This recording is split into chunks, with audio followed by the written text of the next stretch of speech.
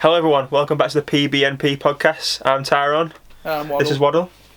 Today we're going to be talking about gratitude. It's something I've been thinking about. Obviously people in this tough time are not as taking things for granted now. It's putting things into perspective. But yeah, Waddle, what does gratitude mean to you? Yeah, gratitude's really important. It's about especially like you say in this time, how we've been in lockdown and then obviously stuff happening in America. You've got to be grateful and appreciate stuff that's in your life.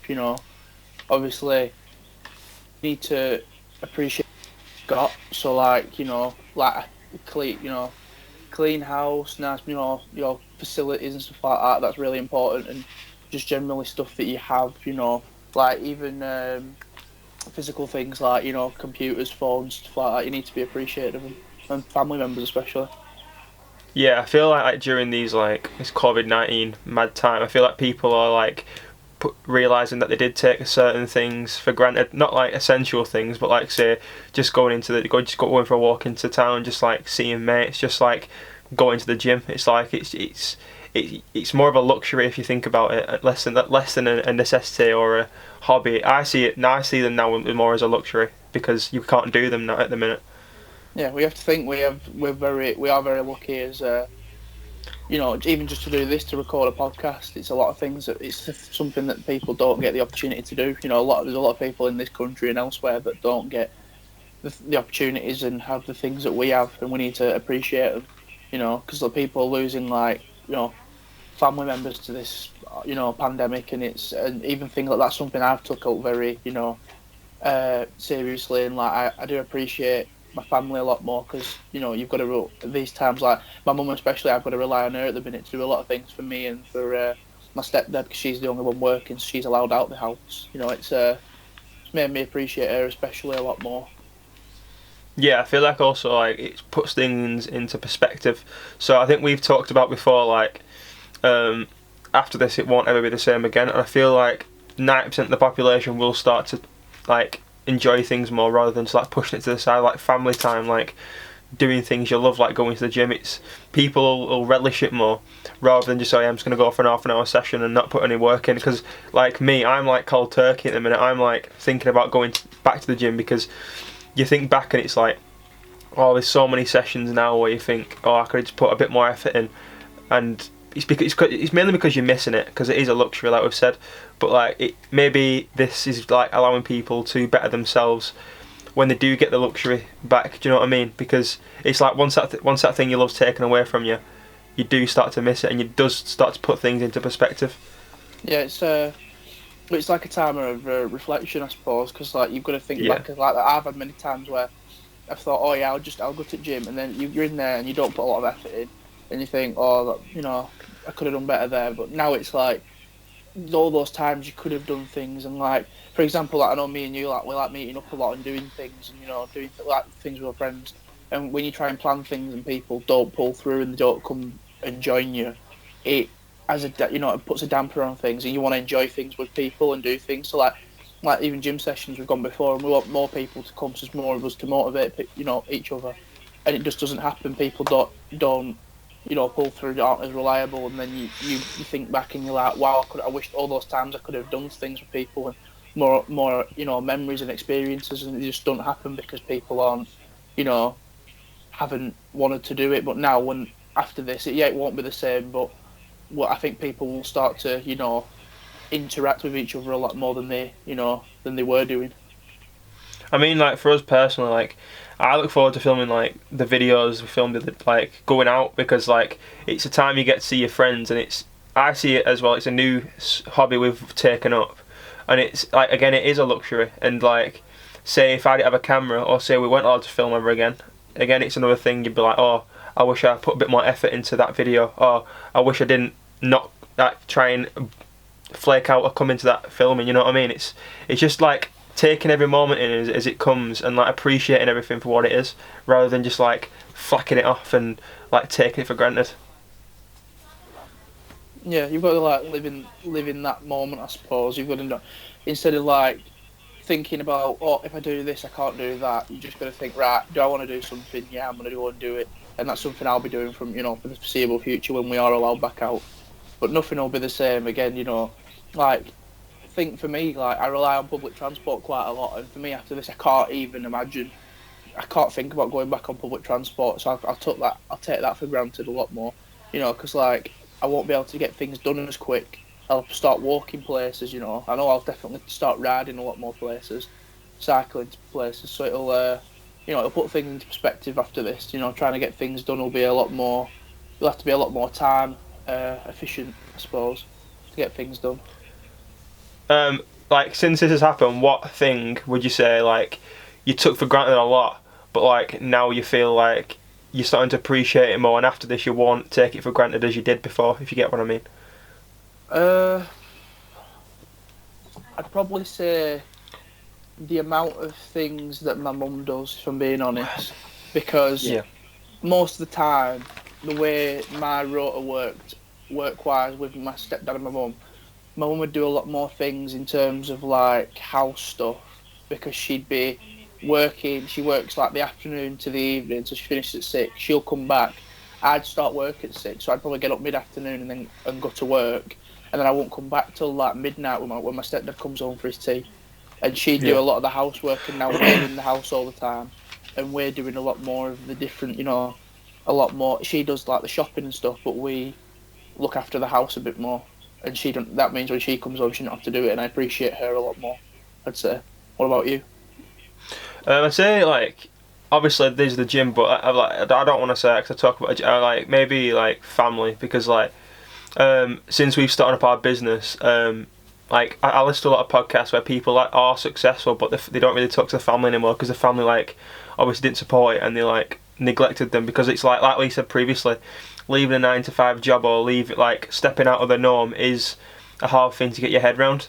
And I feel like learning that my family are supportive, and learning my family are, like, want the best for me, as, like, put it into perspective, because, like, there are a lot of people out there who don't have connections with the families because maybe the families didn't agree with something they did, like start a business because it was too much of a risk, or don't like the boyfriend, don't like the girlfriend, so they don't speak to them. So I'd say family, because I don't know, it's just, like, I think when you go through, like, the hardest times and your family's still, like, with you, it is something to, like, celebrate. So, like, I feel like my family still being here is, like, a massive thing.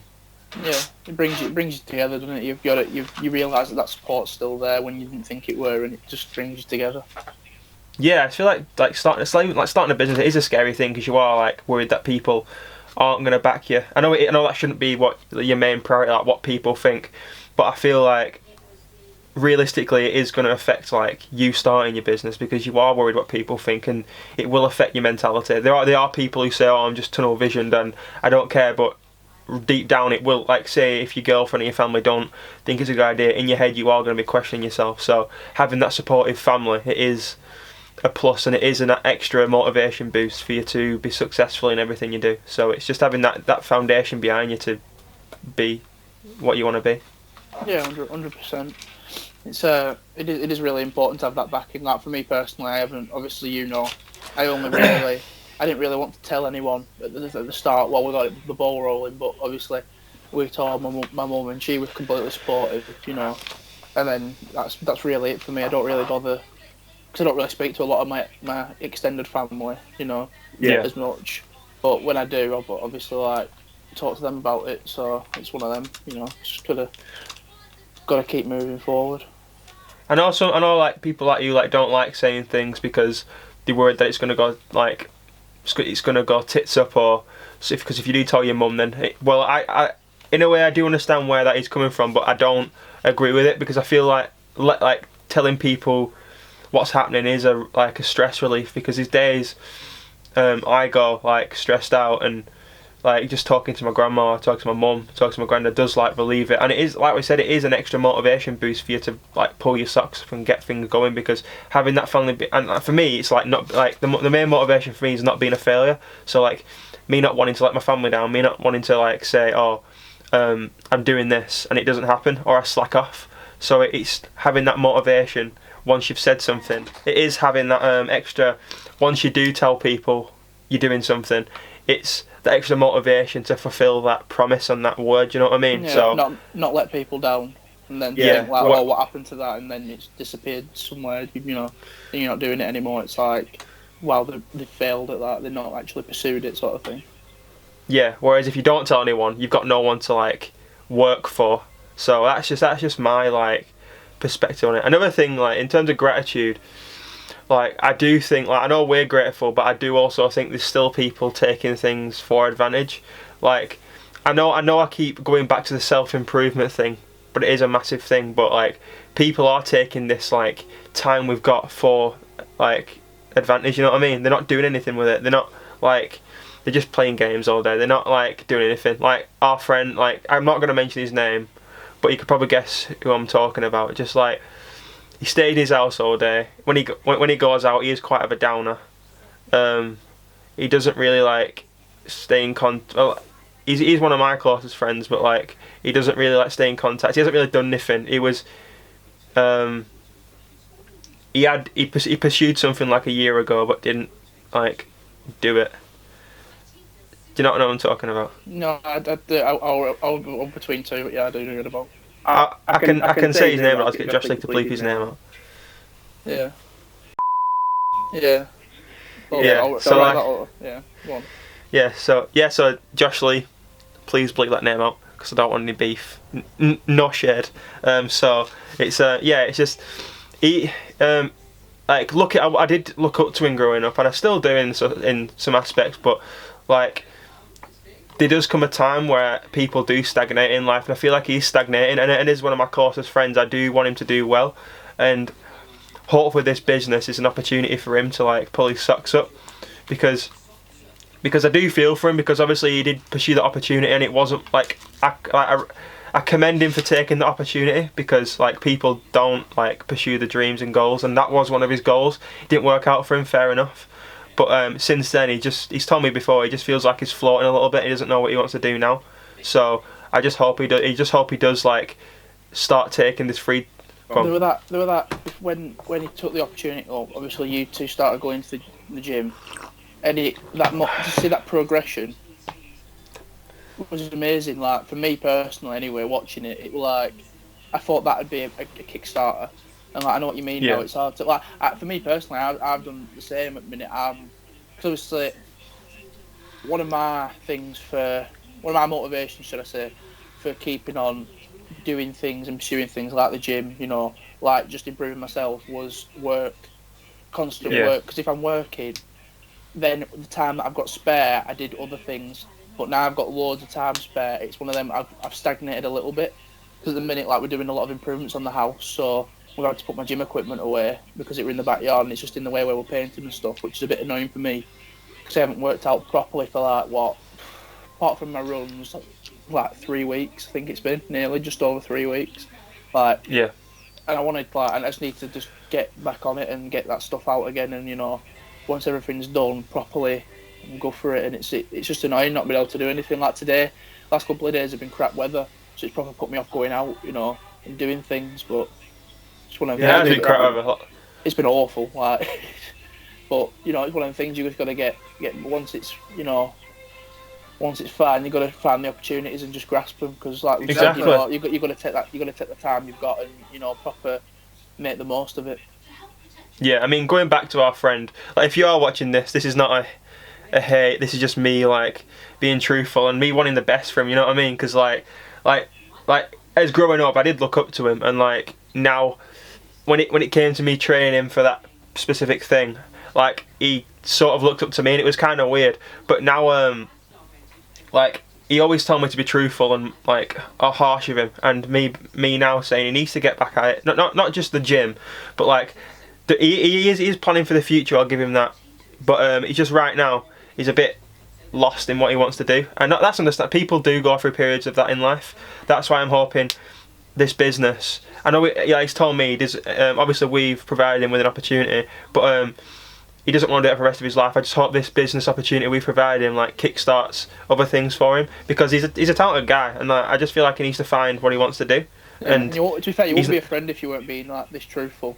And like you say, we just want the best for him. Like if you know, it's a way to motivate people. You know, you you need that kick up the arse to do things. Like you did it with me, you did it with him, and it can happen again. You know, it's not hard to get back. It can, because when he was training, he was like putting on, like, just a bit of context. He's quite a skinny guy, and he was very skinny, and he put on a good 10 kg. He put on a good amount of size, and now he lost his progression because he lost his motivation to go to the gym. And he is a guy who goes up a few ups and downs in terms of his motivation, but if he nailed that motivation down, it'd be so good of his progression, because when he trained, he was really committed to it, and then when he isn't trained, you can't get through to him.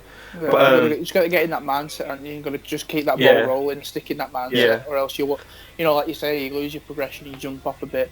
Like I have a friend who was really into the gym through high school, like the back, like say year 9 onwards. And he really got, like, he's quite small, but he got quite a bit of, like, a lot of size. He was ripped, and you know, he were pressing quite a lot at one point, and then he just dropped off, and he went down to about 10 stone, and he was just skinny. He had no, like, well, not. He still had a bit of muscle, but he weren't as big as he was at all. And like even he says to me now, he talks about it all the time. Like he's got some dumbbells at home, but it's not the same, and he can't get that motivation to do anything, you know. And he's just getting back. Like it's weird to see him, who I looked up to as well as someone who trained a lot, and you know got somewhere from the size he was. To see what he is now, it's like it's I want to motivate him a bit and want to help him at the same time, because you want them to. I hate to see it when he went down to that size and he was so skinny. Because I remember he was talking the other day, and he was doing like 40 at one point. He was doing every day, doing at least 40 to 60 minutes of cardio every day, and he was just skin and bone. He was just running, and he just weren't healthy at all. You know, and you know, I want to help him, you know, get back on that horse sort of thing and keep going. It's like, I think when you've got that routine, I think you're fine. But then when you come out of that routine, it's hard to get back into that routine. Like I thrive in discipline.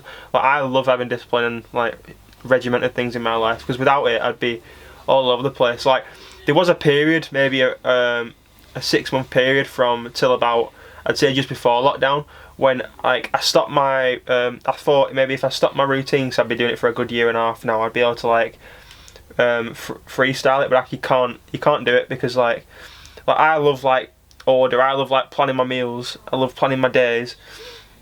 I love planning my workouts, and you've got tasks to do. You've got everything in place for you to do it, rather than like say you don't meal prep. You've got nothing in the fridge. You're just gonna go to the first thing you see. And I just feel like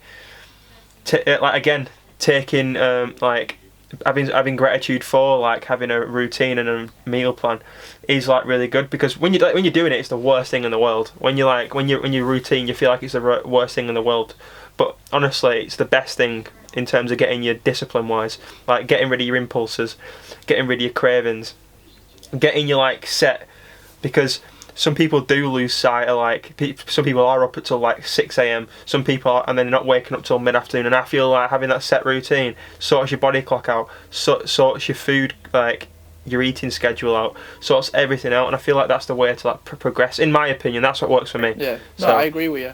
You see, for me, like I've been thinking about it a lot over the last week or so, that like I was thinking about my body clock, especially for like what times I go to bed, but if I'm going to bed at like, just a minute, I'm going to bed say between 1 and 2 a.m, and I'm waking up at, well, I've had really rough sleeps. I've been bad nightmares and stuff, but I've been waking up roughly between like on and off between 9 and 12. And if I actually think about it, that's just my work routine. Like when I'm at work, I come home at about 12 half 12, and I'll go to bed at about 2, and then I'll wake up about, you know, between you know 10 and 12ish.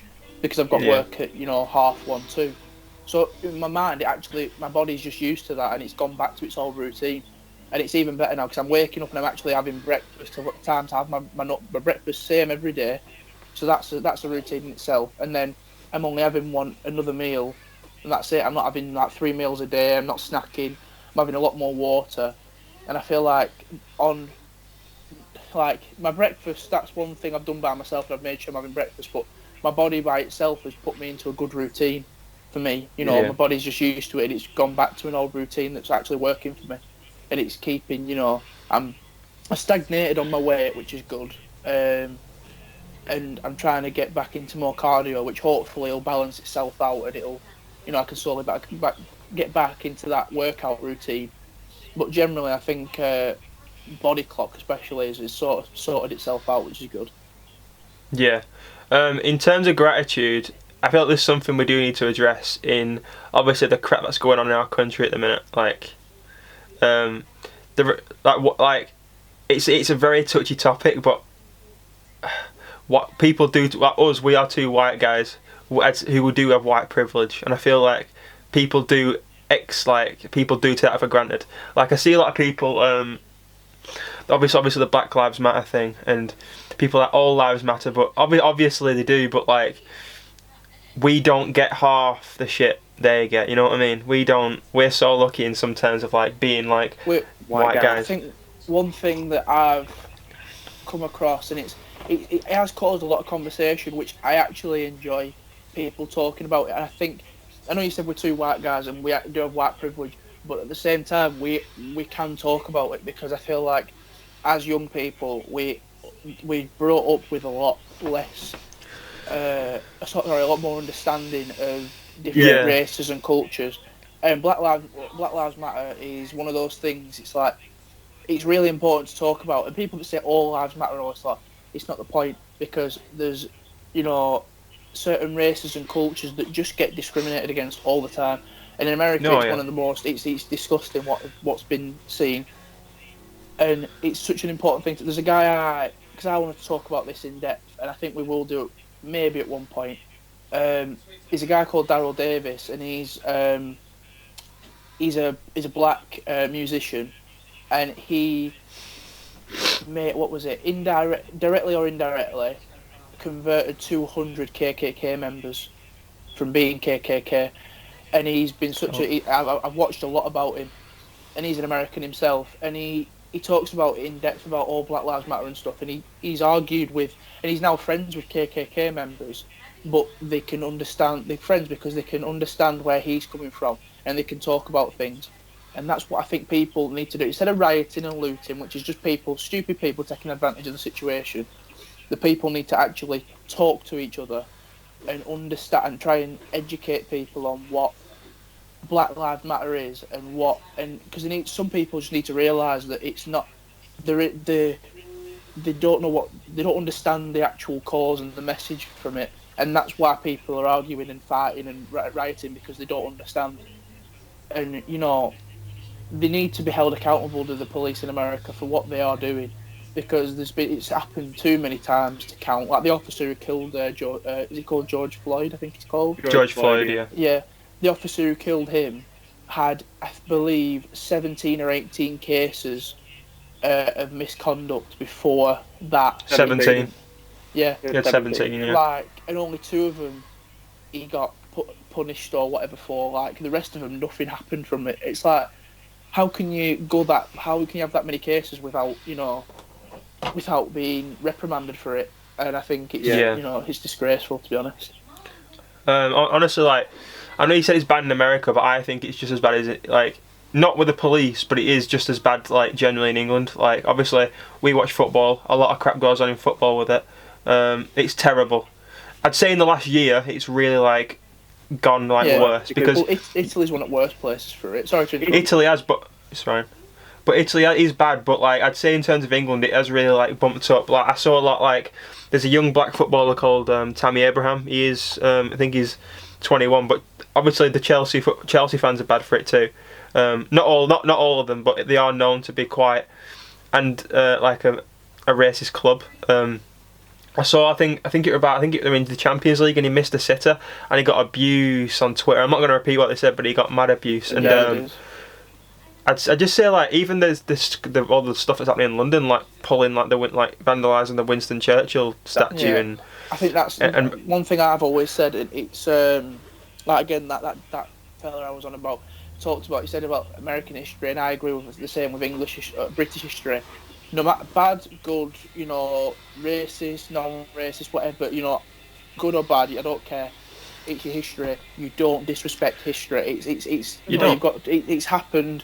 But yes, we can say we've had bad people in charge, and it was a worse time, worse culture.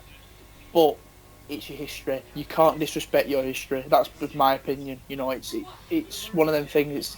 You've got to remember what's happened and improve from it. If something bad happens, you think, right, well, you know, right, we're gonna like this time right now. People are trying to improve culture and society through, like in America, improving the police. In football, with kick it out, doing, you know, anti-racism. You know, trying to combat racism in football. Like it were what you ran about with Abraham. It were when he missed the penalty, the winning penalty in the what's it called, Super Cup? Is it the Super Cup or the yeah, I think so. And he got abused on Twitter. Romelu Lukaku, Inter Milan striker, has had it awful in Italy. They're so bad from it. You know, I've heard streamers and YouTubers talk a lot about their experience with racism. A good one was Tob Jizzle, part of the Sidemen. He did a live stream about 2 hours long, and he talked in depth about when he went to see the Champions League in Italy. He went to the Juventus game. A guy come up to him and said, "Be careful round here, it's extremely racist." He's had people come up to him, monkey chants in his face. It's like, it's disgusting. It is disgraceful, you know. Yeah.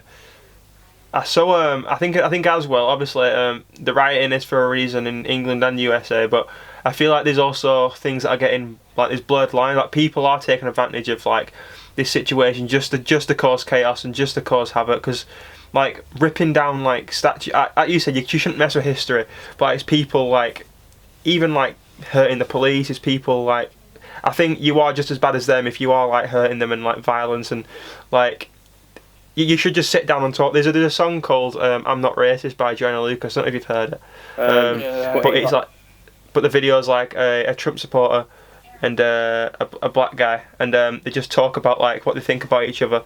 But at the end, they start to like understand each other's like differences, and like it's a very, very good complex like song and a video, but it is very, very like powerful. And you see the white guy saying the N-word. You say the black guy like calling the white guy different things, and they're just completely racist to each other. But they do start to put the points across, and at the end, they like come together and understand each other. And I feel that's what the governments and politicians need to like bring forward, like people just to sit down and talk, because this like chaos and violence. We're literally on the verge of a civil war, and that's just our people not understanding each other. And obviously, people who are in the wrong, but like you're never going to get anything sorted of violence. You're just going to make things worse. And obviously, wars have seen that in the past. And yeah, I just think the lines are being blurred a little bit. And obviously, the politicians in America are not helping the situation by telling. Well, there's a big misunderstanding. Like the main thing, the reason why people are rioting, well, not rioting, but the people are just causing problems, is through misunderstanding and miscommunication.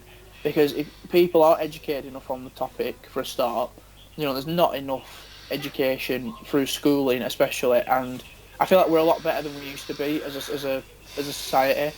However, as a generation, as a generation, yeah, because we brought up together. You know, there's like grandparents and stuff. I guarantee a lot. I know it sounds really bad, but a lot of grandparents are probably racist. You know, it's just because of the generation they're brought up in. Like, well, exactly, that's what I'm saying. My girlfriend's a few weeks ago. Well, you know, my girlfriend's got a lot of like homosexual friends and stuff like that. And me and her had a conversation with her dad. And her dad's in his late 40s, and obviously a different generation. He isn't racist by any shadow of a doubt. He's not racist, but he did put oh, my camera's gone. One sec. Right, he's not racist by any like shadow of a doubt, but he said you don't have to be racist not to agree with something. Like if you're respectful of that and you appreciate of what they are, then you're not racist just because you don't agree with it. You know what I mean? Because you are brought up in that certain mindset, but you can appreciate for what it is. Do you know what I mean? What people stand for. So. Exactly, because he says obviously because of how I was brought up and the time I was brought up in, like my grandparents are the same. Like they find it a bit weird, but obviously because of us, we're brought up in this. Let's say like it's normal for us. Like I'm completely fine with like people like who aren't heterosexual, they are homosexual. I've got friends who are homosexual. I've got friends who are bisexual. It's normal for us. I've got I've got Asian friends. I've got black friends. It's like it's normal for us to be like in this, but obviously for them, it's like maybe you could put it this way. Maybe like 40 years down the line, when we're in our 60s, 70s, that might be something new that we don't understand. But like, you can appreciate it for what it is because of the time that we're in, and that's what I feel like we. Sorry to interrupt again, but if we were in that, when we are 60 or whatever, and something new comes along, I feel we'll already have that mindset as a generation to educate ourselves on the new thing. We might not agree with something, like you said, but we educate ourselves and we appreciate it for what it is, and we can disagree with something. It's not, we've all got opinions and our own way of thinking, and like me and you, we can disagree on something, but we can appreciate the other's opinion. Yeah. It's just because like, of the culture we're brought up in. Like we're brought up in through the education system that we've been brought up to like appreciate and to like again self-improve and educate ourselves on different things we're not comfortable or certain about. Like it has been forced upon us to be all this to be the norm, and it is the norm, and there's nothing wrong with what people are being like discriminated for, but like everything is normal. People should be treated equally, and that's just some people, like some politicians, some government, some like normal people are just not up to date with the times. They are racist just because they are born in the 40s, 50s, 60s. But like yesterday, I watched a film called The Imitation Game. I don't know if you've seen it. It's got Benedict Cumberbatch in it, who plays Doctor Strange. He's Sherlock. He played a guy called Alan Turing. He was the guy. Oh no! I know what it's about. Yeah, I haven't seen it, but I know what it's about. Yeah, he was the guy who created the first machine. He was able to decode German messages in the World War II. But he was caught out for being gay, and he got charged. He could have got, I think, 2 to 3 years in prison, or chemically castrated, because this was like 1950s, 1940s. And he chose to get chemically castrated. So you take, I don't know what it is. You take pills, and it gives you osteoporosis. It messes up your joints. It messes up all your hormones. And he ended up dying of cyanide poison. They said it was a suicide, but I think years later he got something to do with his prescription. So again, it's just it's because if you were homosexual in them days, or you would get punished for it, and it is like relevant to now. Like people do say like we are past that, but there are still some closet racists and closet homophobics in power today who do not like appreciate what they are, and that's a bad term, because I mean who they are and what they stand for. Yeah, and they won't take the time to learn to appreciate who they are, because they weren't brought up like that. It's wrong to them when it isn't. It isn't. They should they're in. I'd say we are now the leading generation, and they're in our generation. They should appreciate who people are, because we are going to be here longer than they are. The people in power. So it's just we are the next generation, so they should appreciate it. So it's just. Well, to bring it back to the actual topic, like gratitude and all that. We do have to be grateful that we are educated and that we have a lot more cultural diversity. We understand things a lot more. We understand people, different cultures, and we have that opportunity as a society now and as a generation to improve and to get past all the racism and the homophobia. Us personally, we have to be grateful for. It sounds bad, but not have gone through what people have gone through. Like for me, I'm grateful that I've never had to go through that. But at the same time, having not gone through it, we have to now help others that have and educate them and push the message and educate people on what is, what's happened and what not to be, who not to be, sort of thing. That don't be that person that's a racist or a homophobe. Don't be that way with people. You've got to understand people and treat everyone as equal. Yeah, I mean, you've also got to appreciate the people who do fit into that demographic, who are getting discriminated, who have like broken out, like people like say like big football players like Ronaldinho, maybe even up to current times like Marcus Rashford, Tammy Abraham. You can even look at like historical people like Michael Jordan, who's like led, like he's the face of basketball and he is African American, And but you see, I've seen a racist wearing Nike Jordan clothing, but he's being racist to black people. So it's just, you need to respect like who these people are. These are the leading like icons in like our society, and it's like you can't and most people are racist to like the guys who haven't had a good life. They haven't been brought up properly. So you've got to respect people like for who they are. And like, I don't know, like you just need to watch that Michael Jordan documentary to understand like he went through some times when he was a kid. Like he went through some struggles when he was a kid, but just to see where he ended up being probably the greatest basketball player of all time, and being an African American, and how probably hard that was in the 90s and the 80s and the 70s, just to be like who he is, that icon. It is hard, and even football is up to date. Social media is a massive part of it. Social media now is a big part of like footballers and athletes getting tons of like abuse. Like I'd say social media it has its good moments. Like we take social media for granted because we don't get that hate. Sorry about it, guys. Battery died, so I've had to get a new battery, and yeah, you know the drill. So yeah, talking more about the footballers. I think social media is the rise of social media in the last 10 to 15 years has been one of the reasons racism has become more apparent in sport. Like people can share their opinion through like blank accounts, you know what I mean? So you can say what you want without people knowing who you are. And I guess that makes people feel a little bit bigger and a bit more like alpha than they are. And it's not smart. It's not smart, because at the end of the day, the week after they'll be supporting them when they've hit a sick 3-pointer in basketball, or they've hit a screamer in football. So it's just it's very flip-flopping people's opinions, and it's dangerous. But again, like I said previously, we can take social media for an advantage because we don't have that. You know what I mean? We don't have that. And I guess putting the boot on the other foot, I guess people could use social media as a positive influence. Like we try and do it. I try and post motivational things on my personal Instagram. I try doing it on our company Instagram. You see a lot of celebrities like John Krasinski use social media to do the Good News show, which has been sold to a big TV network. You see The Rock, he's up every morning doing his workouts, telling his fans. Ronnie Coleman, one of the best bodybuilders in ever, the most Mr. Olympias. He's had 13 surgeries on his back, on his spine. He's got wires holding him together after it all, but he's still in his wheelchair doing like workouts, and it's just like using social media as a positive platform is very effective, but it's like reading YouTube comments. You focus more on the negative than you do on the positive, you know what I mean? So it's just kind of sad. It's sad that people go out of the way to just be negative and, you know, have a negative impact on people, whereas, you know, instead of actually going out there and, you know, saying the nice things, it is sad that people will, like footballers and athletes and stuff and celebrities will see the negative stuff and they'll ignore the positive things because the negative stuff grabs their attention, which is it's just sad really, but that's just how it is these days, which is one of them things. Yeah.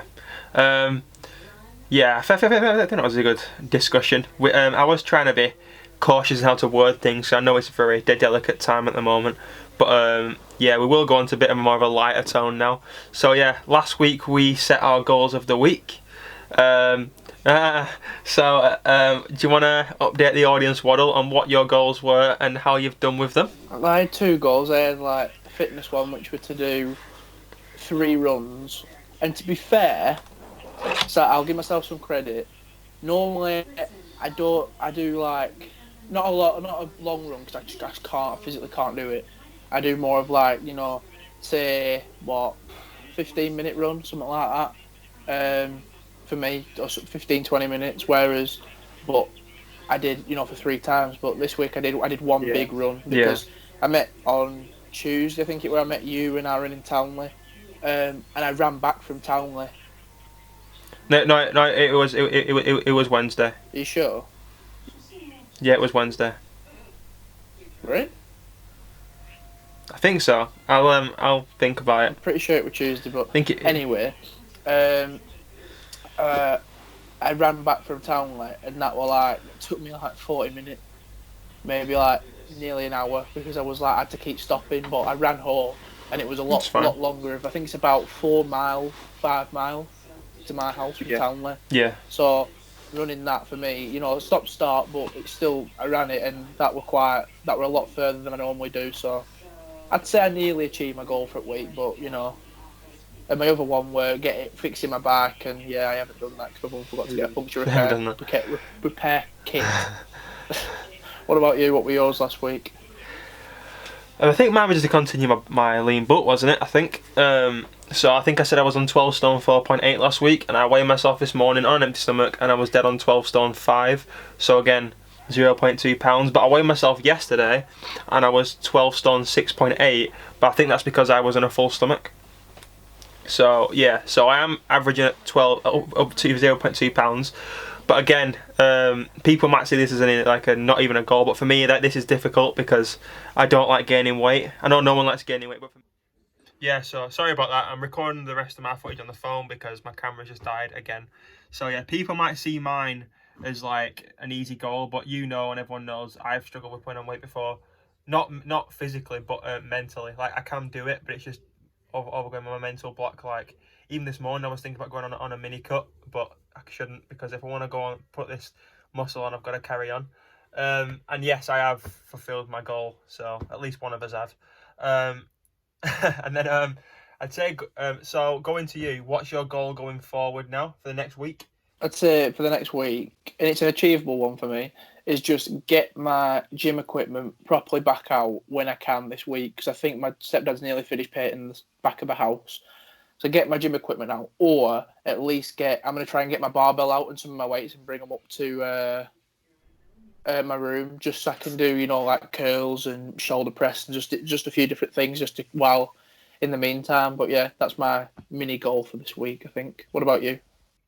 Mine's to carry on my lean bulk and improve my running. Before, I think I'd say from April to May, I was running every 4 or 5 times a week. I was eating more to maintain my size, but I was running like 5 miles in 45 minutes, which is okay. I did it again the other day. I think it was 5 miles in 47. I want to try in the next week, try and get back down to 45, and then from there get less and less. So yeah, try and do that. Maybe try and take a couple of minutes off every week. But yeah, we'll see how you do for this week, and if you do it, then maybe take another couple of minutes off. Yeah. So it's been a good one today. Yeah, I hope you've all enjoyed this one. We surely have. Again, comment your goals for the week. We do this so it helps you guys set goals. It helps us set goals. So yeah, if you like the podcast, like and subscribe. Leave a comment on what your favourite part and what your goals are. So yeah, thanks for watching, and I'll see you later. See you later.